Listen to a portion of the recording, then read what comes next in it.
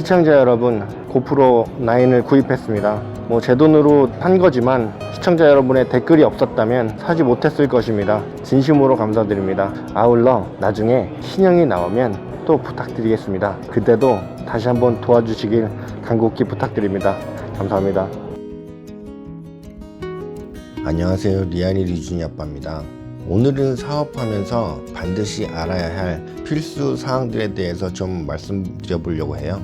제가 다른 주제들로 동영상을 만들고 있는데 또 어떤 분이 사업에 관한 이야기를 좀 해달라고 댓글을 다셨어요. 이 사업 이야기 하면 또 악플이 많이 달릴 텐데 그럼 또 악플 인내하면서 시작해 봅니다. 저번에 말씀드린 것처럼 필리핀에서 하는 사업은 쉽지가 않아요. 맨 처음에 걸리는 건 비자예요. 비자에는 진짜 여러 가지 종류가 있는데 관광비자, 워킹비자, 은퇴비자, 쿼터비자, 결혼비자, 학생비자, 발릭바얀비자, 가디언비자 등등 이렇게 말씀드리고 나니까 진짜 많네요. 관광비자는 아시다시피 관광 오면 무비자 30일 체류 조건이고 일은 할 수가 없어요. 일을 하면 무조건 불법이에요. 근데 많은 한국분들이 관광비자로 일을 하세요. 일하다가 걸리면 먼저 감옥에 가고 돈을 많이 주고 풀려나던가 아니면 한국으로 추방당하던가 둘 중에 하나예요. 관광비자가 돈만 주면 연장이 되다 보니까 그냥 불법으로 체류하고 계시다가 한꺼번에 연장하시는 분들 많은데 비자 만료 전에 연장을 하는 게 원칙이에요. 괜히 두려움에 떨면서 살 필요도 없고 스스로 악어들의 먹이가 되는 거죠. 비자 연장비가 한 달에 3,000페소 정도인데 한화로 하면 75,000원이에요. 이 돈이 아깝거나 없어서 연장 못 하시는 분들도 많은 걸로 알고 있어요. 워킹 비자는 말 그대로 회사에서 일하면서 받는 비자예요. 일은 가능하지만 다른 사업은 안 되고요. 그 직장 안에서만 사용 가능해요. 다른 데서 일하다가 걸리면 안녕 이거예요. 은퇴 비자는 만 35세 이상의 한국 사람이 미화 2만 불을 필리핀 은퇴청에 예치하면 받을 수 있는 비자인데 이 비자의 경우 퍼밋을 받으면 일하는 게 좀 자유롭긴 해요. 자유롭긴 한데 이것도 뭔가 리밋이 있어요. 제가 컨설팅하는 사람이 아니라 거기까지는 잘 모르겠어요. 쿼터 비자는 실제로 돈을 주고 사는 영주권 같은 거예요. 금액은 80만 페소 정도로 알고 있고 한국 돈으로 하면 2천만 원이에요. 은퇴 비자랑 금액은 거의 같지만 은퇴 비자는 예치금이고 이건 없어지는 돈이에요. 이민국의 위협으로부터 결혼 비자와 같이 가장 안전한 비자라고 할 수 있어요. 1년에 받을 수 있는 쿼터 비자의 개수가 정해져 있고 쿼터 비자가 있다고 해도 여전히 외국인이라 토지 구매는 안 돼요. 이런저런 사업을 하시는 분들이 쿼터 비자 진짜 많이 구입하시죠.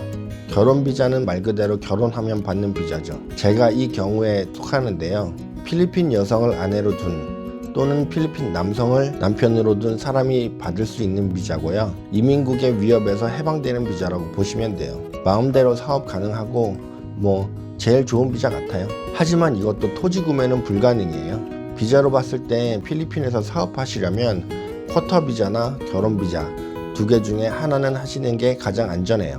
아무튼 비자에 대해서 대충 설명드렸고 분명 틀린 부분이 있을 건데 너무 맹신하지는 마세요. 두 번째로 걸리는 건 사업자 명의예요. 누구의 명의로 사업을 할 것인가가 가장 큰 문제죠. 아시겠지만 외국인은 소매업이 불법이에요. 뭔가 물건을 팔면 안 된다는 말이죠. 돈만 있어서 쌔기라고 불리우는 한국말로 하면 법인인 사업자를 설립해요. 근데 이게 안전하지가 않아요. 왜냐하면 사업자를 만들려면 현지인이 주주로 무조건 껴야 되기 때문에 위험하거든요. 예를 들어 제가 한국인 2명, 현지인 3명의 회사를 40대 60의 지분으로 법인을 설립하는데 얼마가 들어가는지는 정확하게 기억은 안 나는데 약 20만 페소, 한화 500만 원 정도였던 것 같아요. 근데 이것도 종목마다 달라요. 법인을 만들어서 운영하는데 3명의 필리핀어 명의가 걸려요. 지분이 60%나 된다는 이야기죠.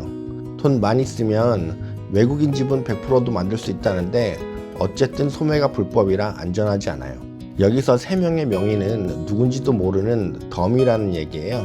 정확하게는 사업하는 사람이 아니라는 거죠. 실제 사업하는 사람은 이 한국인 2명이에요. 필리핀에서 흔히들 이야기하는 BIR이라고 하는 단체가 있어요. 한국으로 이야기하면 국세청인데 BIR도 바보는 아니기 때문에 이런 문제들을 다 알고 있어요. 한국인이 법인을 설립할 때 더미 명의를 사용한다는 걸, 그리고 안티 더미법이라는 것도 있어요. 어쨌든 더미 명의를 사용해서 사업을 하면 불법이에요. 그래서 많은 한국 분들이 이것 때문에 망하고 한국 가셨어요. 근데 본인들도 알고 하신 거예요. 더미를 사용한 불법이라는 거를. 이 더미 명의는 진짜 많은 한국 분들이 현재까지도 사용하고 계세요. 그냥 위험 감수하고 더미 끼고 사업자 만드는 거죠.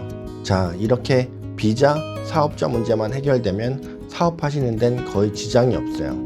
그 다음엔 자유롭게 투자해서 사업하시면 되시는 거죠. 그럼 이제 사업하시면서 주의하셔야 될 점을 좀 알아볼게요.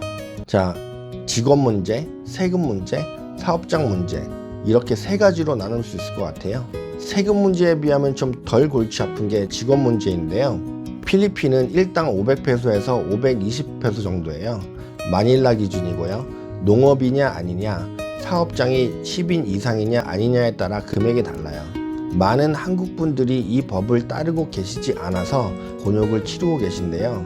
주말이나 공휴일, 그리고 나라에서 지정한 스페셜 홀리데이의 경우 일했을 때 1.5배에서 2배까지 임금을 지불해야 돼요.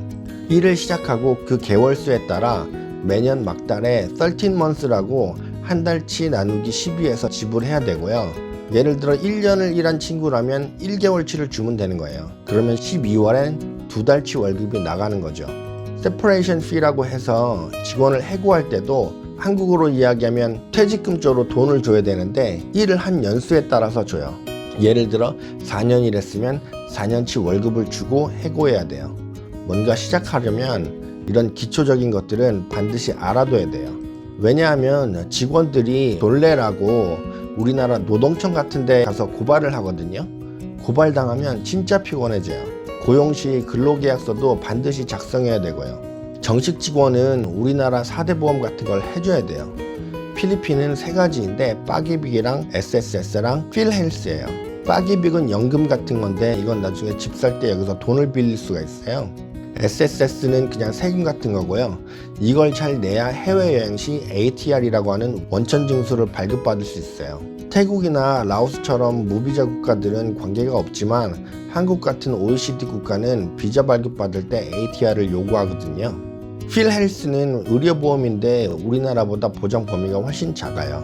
이것도 안 해주면 법에 걸리고 말씀드린 3개의 보험 같은 경우 최저급여 기준으로 한 달에 직원 한 명당 1200페소에서 1500페소 정도 나가는 것 같아요. 참고로 집에서 고용한 가정도우미나 보모 역시 이 세 가지는 필수로 해줘야 돼요. 안 하면 불법이에요. 이 밖에도 여직원이랑 바람난 남자 직원, 살살 돈 훔쳐가는 직원, 근태가 엉망인 직원, 항상 알아들었다고 해놓고 전혀 엉뚱한 일 하는 직원 등등 직원에 대한 문제는 정말 다양해요. 두 번째는 사업장 문제예요. 사업장을 개설하려면 퍼밋이 필요해요. 한국말로 하면 허가서인데 소방 허가를 받으려면 소화기, 비상등, 화재경보기 등등 비치 또는 설치해야 되고요. 바람가해 퍼밋이라고 동사무소에서 받는 게 있고 메이어 퍼밋이라고 시청에서 받는 게 있어요. BIR은 퍼밋이 아니고 등록만 하면 되는 거예요. 내가 사업자를 열었으니 이제부터 세금을 내겠다 뭐 이런 거죠. 그럼 비즈니스 라이센스라고 번호판 같은 걸 줘요. 간단하게 이야기했지만 필리핀 관공서 업무는 오래 걸리기 때문에 이런 것도 피곤해요. 사업장 주소를 옮기면 위에 받은 퍼밋들 다 주소 옮기는데 짜증나고요. 1년에 한 번씩 갱신해줘야 하는데 그것도 진짜 피곤해요. 그래서 제가 기존에 말씀드린 미임장을 여기서 제대로 써먹어야 돼요. 필리핀은 관공서 업무 보려면 한 개 하는데 하루씩 걸리거든요. 예를 들어 제가 어떤 사업장을 임대해요. 1년치 월세를 한꺼번에 주면 10%를 할인해 준다고 해서 줬어요.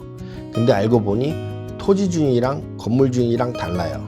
토지 주인이 토지를 다른 사람한테 매매하였고 새로운 토지 주인이 자기랑 계약한 거 아니니까 자기 땅에서 나가래요. 그럼 건물 주인은 토지 주인한테 돈 받겠지만 나는 아니에요. 월세도 그렇지만 인테리어 비용 어떻게 해야 되나요? 뭐 이렇게 되는 경우도 있기는 하지만 사업장의 경우 그렇게 크게 골치 썩지는 않는 것 같아요. 가장 큰 문제가 이 세금이에요. 말씀드리지만 우리나라 사람들 필리핀 와서 세금 잘 안 내려고 하는 경향이 있어요. 정식으로 사업하시는 분들도 계시지만 대부분의 사람들이 좀 그런 것 같아요. 말씀드린 BIR, 우리나라 국세청이라는 기관도 있고 DTI라고 우리나라 말로 하면 뭐라 해야 될까 잘 모르겠는데 암튼 여기도 개인 사업자 관리하는 기관이에요. 물건을 팔면 5할이라고 불리우는 영수증을 발행해야 되고 세금을 내야 하는 게 정석이에요. 이런 것까지 이야기하면 좀 안 될 것 같긴 한데요. 예를 들어 제가 음식점에서 음식을 팔아요. 근데 현찰박치기로 영수증도 잘 안 주고 영수증이 없으니까 세금도 안 낸단 말이에요. 근데 갑자기 DTI에서 들이닥쳐요. 기존에 판매한 영수증을 좀 보재요. 가짜로 영수증을 만들어 놓기는 했지만 실제 구매자에게서 제보를 받고 온 거라 그 구매자가 구입한 영수증은 없어요. 그럼 DTI에서 이렇게 이야기하죠. 그냥 우리한테 1억만 주면 사업 계속 하게 해줄게. 돈이 없으면 가게는 문 닫고 사람은 쫓겨나겠죠. 한국 사람들은 웬만하면 돈으로 처리하기 때문에 마사랍 코리안이라는 말은 사실상 여기에서 붙은 거예요. 한마디로 세금만 잘 내면 문제될 일이 없는데 왜 그런지 모르겠지만 한국 분들 중에 세금 잘 내는 사람 별로 없어요. 이것도 정확하게 기억은 안 나는데 1년 매출이 5천만 원 이상이면 VAT 사업자고요. 5천만 원 미만이면 논VAT 사업자라고 해서 세금을 5%에서 12%까지 내는 걸로 알고 있어요. 사업을 하시려면 북키퍼랑 회계사를 고용하셔야 되는데 이 북키퍼랑 회계사도 또 잘 만나셔야 돼요. 아니면 장난치거든요. 매출은 설명을 들었고 이제 매입을 설명드릴게요. 매출도 영수증이 있어야 하지만 매입 역시 영수증이 있어야 돼요. 음식점 같은 경우 매입 영수증이 사실상 필요 없지만 소매점회 같은 경우 매입 영수증이 필요하단 말이에요. 그래야 BIR 쪽에 매입 매출 영수증을 맞춰서 줄 수가 있단 말이에요. 매입 매출 잘 계산해서 보고하고 세금 조금 내면 되는데 그걸 잘 안 하시는 것 같더라고요. 아무튼 필리핀에서 사업하게 되시면 북키퍼랑 회계사 잘 고용하셔서 세금 잘 내세요. 호미로 막을 것을 가래로 막는 분들 진짜 많이 봤어요. 추가로 현재 불법인 사업들을 좀 말씀드려 볼게요. 첫 번째로 하숙집이에요. 필리핀엔 한국 분들이 운영하시는 하숙집들이 많아요. 큰 집을 빌려서 각 방을 하숙생들한테 임대해 주는 거죠. 근데 이거 불법이에요. 필리핀은 임대업 이렇게 하면 안 돼요.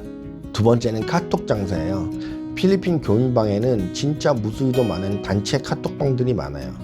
정해진 요일마다 물건을 광고할 수 있고 서로 정보를 공유하며 중고 물건을 사고 팔고 하죠. 이번 코로나 사태 때 이 카톡방이 진짜 유용하게 쓰였어요. 정보가 빠른 사람들이 지금 필리핀 상황에 대해서 말씀해 주셨거든요. 근데 문제는 여기서 장사하는 일부 사람들이에요. 김치랑 반찬 만들어서 파시는 분들, 치킨집, 기타 여러 음식 배달점들, 여행사, 한국에서 물건 가져와서 파시는 분들, 에어컨 설치 및 수리하시는 분들 등등등 무수히도 많은 한인 업체들이 있는데 뭐 제대로 등록되어 있을 수도 있고 아닐 수도 있겠지만 아닌 데가 더 많다고 봐요. 한인들 상대로 장사하는데 세금 낼 필요가 없다고 생각하시는 거죠. 하지만 이것들도 DTI에서 조사 나와서 걸리면 안녕이에요. 어떤 분이 소일거리로 한국 음식 만드셔서 파셨는데 누가 신고했나 봐요. DTI한테. 걸려서 벌금 많이 내셨다고 들었어요. 제대로 된 사업장이 아닌 가정에서 뭘 만들어서 팔면 불법이긴 하지만 신고한 사람도 좀 그래요. 불법을 저지르는 한국인들이 많기 때문에 익명의 신고도 되게 많아요. 그래서 저번에 말씀드린 것처럼 한국 사람 많이 알아둘 필요가 없다는 거예요. 마음에 안 들면 그냥 신고해버리거든요. 한 가지 팁을 드리자면 필리핀에서 한국인 임명 말고 필리핀 사람으로 인맥을 만들어 보세요. 저희 장인어른이 쾌전 법원에서 오래 근무하셨는데 판사, 변호사, MBI 등 친구가 되게 많으세요. 사업하면서 어려운 일 있을 때마다 도와주시고 하니까 정말 편하고 좋더라고요. 오늘은 필리핀에서 사업할 때 꼭 알아둬야 할 점에 대해서 말씀드려 봤어요. 제가 작은 가게를 운영해서 큰 사업은 잘 모르고 딱 제 수준까지만 말씀드린 것 같아요. 도움이 많이 되셨으면 좋겠네요. 궁금하신 점 있으면 댓글 달아주세요. 제가 알고 있는 내용이면 답변 드리겠습니다. 그럼 오늘도 시청 감사드리고 다른 영상으로 뵙겠습니다.